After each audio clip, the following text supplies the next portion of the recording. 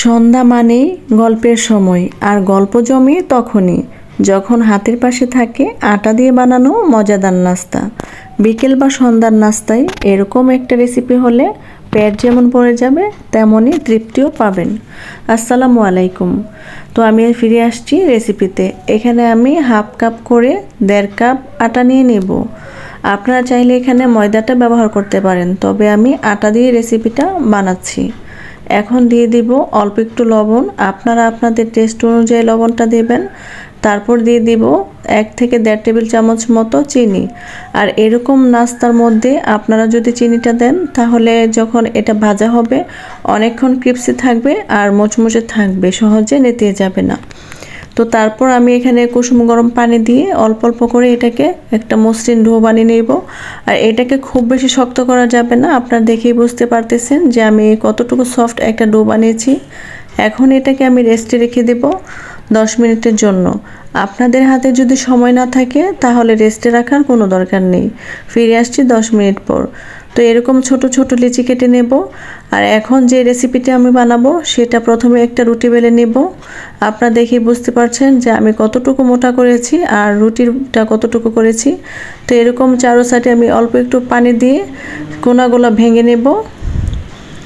এই কাজটা পানি দিয়ে করতে হবে, না হলে যখন আপনারা ভাজতে যাবেন তখন খুলে যাবে। আর এখন আমি ভিতরে পুর দিয়ে নেব। পুর দিয়ে চারো সাইড এভাবে জোড়া লাগিয়ে দেব। আমি এখানে গাজর আর নারকেল দিয়ে পুর বানিয়েছিলাম, সেটা দিয়েছি। আপনারা চাইলে এখানে ভেজিটেবল পুর দিয়েও বানাতে পারেন, তবে সেটা ডিপেন্ড করবে আপনাদের চয়েসের উপর যে আপনারা মিষ্টি খেতে পছন্দ করেন নাকি জাল খেতে পছন্দ করেন। তো আমার বাচ্চারা যেহেতু মিষ্টি খেতে পছন্দ করে, তো আমি এখানে নারকেলের পুর দিয়ে বানিয়েছি। তো সেম প্রসেসে আমি আরেকটা পিঠা আপনাদেরকে বানিয়ে দেখাচ্ছি। আর বাসায় যদি শুধু 1 কাপ আটা থাকে, অন্য কোনো কিছু না থাকে, তাহলে আপনারা এরকম একটা সহজ পিঠা বানাতে পারবেন। এটা বাসায় অতিথি আসলেও দিতে পারবেন বা সন্ধ্যার নাস্তায় পরিবারের সবাই মিলে খেতে পারবেন। পিঠাটা দেখতে হয়তো ছোট লাগছে, কিন্তু না, আমার 1.5 কাপ আটা দিয়ে এখানে প্রায় 6টার মতো পিঠা হয়েছে। তো আমার সবগুলো পিঠা বানানো হয়ে গেছে। এখন আমি একটা প্যানে পর্যাপ্ত পরিমাণ তেল গরম করে নিব। আর তেলটাকে একদম গরম করা যাবে না, এটা যখন মোটামুটি গরম থাকবে তখন আমি পিঠাগুলোকে দিয়ে দিব। আর পিঠাগুলো আমি 2 বারে ভেজে নেব। এক পাশ যখন খুব ভালোভাবে হয়ে যাবে তখন আমি একটা স্প্যাচুলার সাহায্যে উল্টে দেব।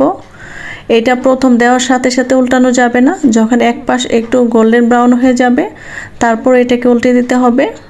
তো আমি পিঠাগুলোকে খুব সুন্দর গোল্ডেন ব্রাউন করে ভেজে নিয়েছি। তো সেম প্রসেসে আমি বাকি পিঠাগুলো ভেজে নেব। এটা অনেক মজার একটা নাস্তা, বাচ্চা থেকে বড় সবারই অনেক পছন্দের একটা নাস্তা। আপনারা অবশ্যই এটা একবার ট্রাই করে দেখতে পারেন। আর আমার রেসিপি